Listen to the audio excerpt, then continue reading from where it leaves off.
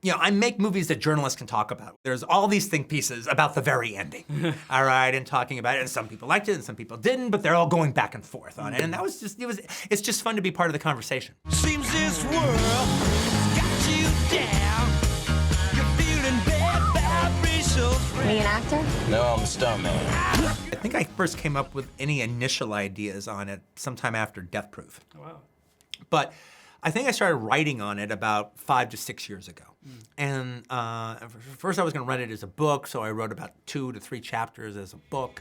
And then I finally kind of realized I was gonna do it as a script, and so I started doing that. And then it was just something that I worked on. I wasn't in any hurry. It was something I worked on in between projects. And I just kind of moved the rock up the hill a little bit more, and a little bit more, and a little bit more. Until finally, after Hateful Eight, I started doing that, thinking that that was what I was gonna do. And all of a sudden I was like, I went further. But I wasn't prepared for it to kind of, for like the horses to just start running. Right. But they did, and so I was just hanging on. That's your son? No, it's my stunt double, Cliff Booth. Where the initial idea set in was I was working with an actor who had a pretty long career and had done a few different action movies. We're working together, and then he goes to me, he goes, you know, Quentin, I do kind of have a stunt guy. Now, I haven't bothered you about it because I don't think what he does like fits in. But there is one gag that we're doing coming up that would be, that he could do. And if you wouldn't mind, can I bring my stunt guy on? Can we give him that gag? And I go, oh yeah, sure, sounds good.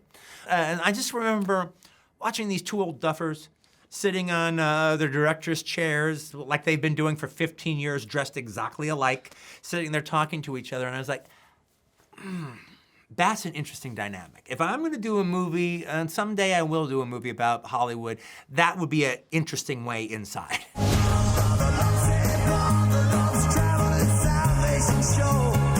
We didn't have any shots of Cliff and Rick dressed in the exact same outfit. And the scene where Rick tells Cliff he's gonna have to let him go, that was added later because that was actually in narration section. And then Tom Rothman of Sony Pictures said, that's really cool. I don't want this to be narration. I think you should dramatize it. You should no, let's watch Rick say that to Cliff. And I go, okay. And so I wrote it, and I finally had a situation that I could put them both in the same outfits as they have this horrible conversation. Oh, well, I'm very glad you did. Thank you, mate. Really enjoyed the movie and cannot wait to play it in our cinemas on 35mm. Excellent, excellent. Well, just to let you know, I think since I've been in England, not this time, but I mean, since I've been coming for the last 27 years, I guess, I think I've been on 3 dates in London, and one of them was to Picturehouse. Oh, awesome. Oh, that's very cool, man. Thanks so much. Thank you much, mate. Hey, you're Rick Dalton. Don't you forget it.